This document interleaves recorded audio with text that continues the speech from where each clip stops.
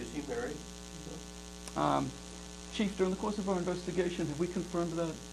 No. Yeah, we haven't confirmed the status of the relation. That's why when as I answered that question, I mentioned we're still looking into that. So to make sure I understand it correctly, is fingerprint match between this individual in New Jersey and the Hopkinton case? That's right. And there's potentially a DNA match between him and, cases in the Westborough cases in the state of New Jersey. Right.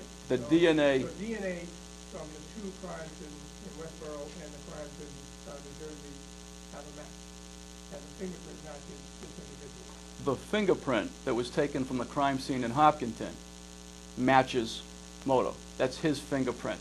The DNA on the Westborough cases, I'll let District Attorney Early address that again. What I was speaking to earlier with regards to the State Police Crime Lab, DNA, the courageousness of the victims, DNA was gathered. There were rape test kits done. This was matched against specific crimes in New Jersey, the same crimes. When the State Police turned this around within the 2 weeks, it was put within the system, we had a match in New Jersey, which led us to this arrest. But there was no identification of who... No, we didn't have the perpetrator until recently, when the arrest was made. But we did know that it was the same person, due to the good work of the State Police, the Westborough Police, Hopkinton Police, getting this within the system. And we had the match into the CODA system. The match was found down there. Chief Gordon had correspondence with people down in New Jersey. We knew we had the same guy. We just hadn't made the arrest yet. Now we feel pretty good with these charges that are going to be brought, that we've got the same guy for both states, both crimes. So I guess the question I'm asking is that you have the same guy, same person responsible for crimes in Westborough and in New Jersey. Yes. But has that person been identified from the DNA? You know, it is confusing. Let me just clear that up to tell you how CODIS works, okay? We uploaded into CODIS, the DNA database, biological fluid samples that were found at the area of the 2 rapes in Westborough. That went into the database. We then apprehended this defendant in New Jersey, had a conversation with him, and our investigation led us to believe that, in fact, he was the person who committed those 2 crimes in Westborough. What remains to be done now is to get his known sample so that we can match it to those CODIS DNA samples, which go in as a profile but don't have a name attached to them. Jerry, has the victim of the... If you're at a crime scene, you get a biological fluid sample. Yeah. You have the fluids, you match the fluids. Right. And the fluids match to crimes in New Jersey as well as the ones in Westborough. But the question is whether or not there's a name match to that DNA. Right. What we need to do, New Jersey's doing it right now, they're getting us a known sample from this defendant. So at this point you haven't identified who belongs to the DNA? No, we haven't. The DNA is the same in the cases in New Jersey and in Westborough? It's the same person, based on the DNA evidence, committed the crimes in New Jersey as they did in Westborough. A swab has been taken of the defendant. That isn't back yet. That, at some point, yes, that match will be made. We'll be looking to make that match. So it sounds like maybe it was the fingerprint that led to his arrest? Yeah, the fingerprint was the certainty, which led to our ability to arrest him in New Jersey for these crimes. Subsequent investigation led us to believe and be confident that, in fact, he's the person who committed the other 2 crimes in Westborough. And the corroboration will be, when we obtain his DNA sample, we will in fact match that to those that are in CODIS. You say after interviewing him you became convinced that he admitted to the crime? Well, I don't want to get into what he said during the course of the conversations, but the conversation with Mota, combined with our police investigation, led us to a high degree of confidence that, in fact, he had committed the 2 crimes in Westborough and the crime in Hopkinton. I have one last question for you as well. Have the victims been notified of the arrest, and if so, can you tell us what they reacted to? Yeah, every one of the victims have been notified. I can tell you the victim in Hopkinton was in contact with our victim witness advocates throughout the end of the week and throughout the weekend. And I'll let the District Attorney Early address the 2 victims in the Westborough matter. The 2 victims in the Westborough case with the Westborough Police and the DA's office were notified yesterday. They were relieved. They want to go forward in this. They're happy to see that we're moving towards closure in this case. There was, I don't want to say satisfaction, they were happy that an arrest had been made.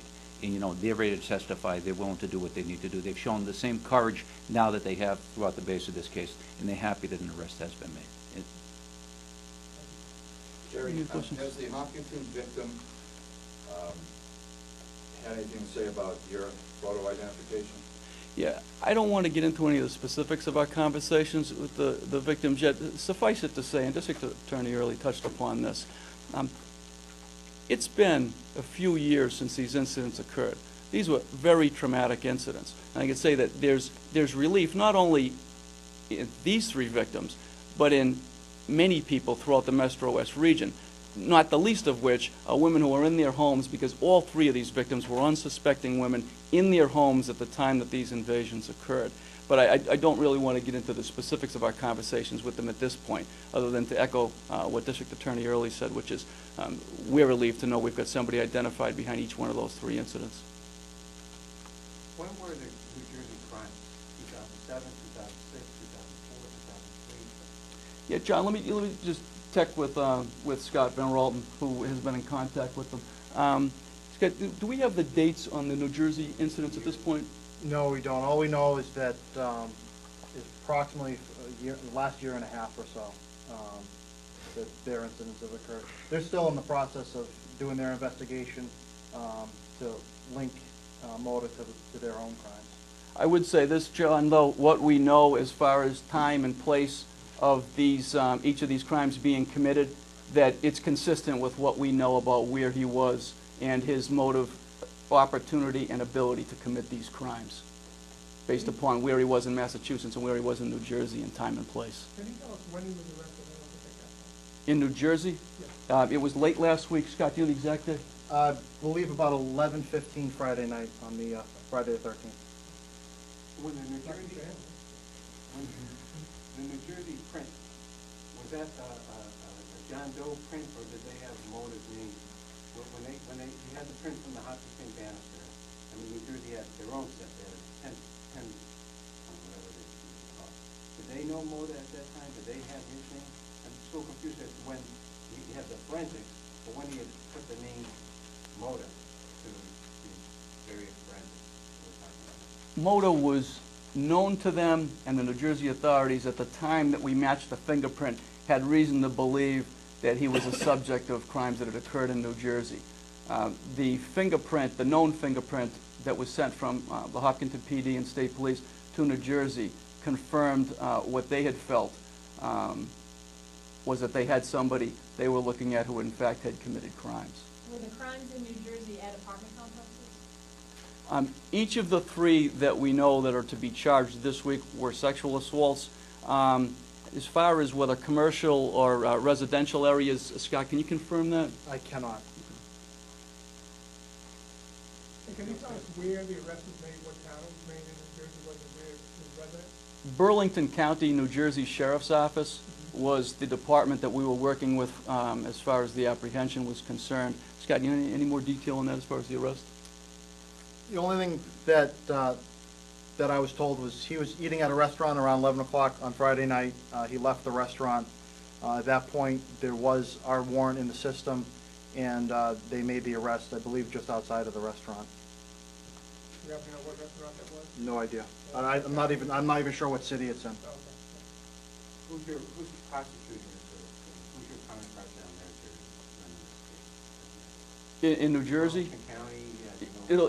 It'll be the district attorney's office, the prosecuting office in Burlington County. But their investigation, John, is still, as you can, I'm sure you get a sense, it's still very fluid, and there may be more than one area which is involved, just like me and District Attorney earlier combining on this one. Any questions? Okay, good, thank you.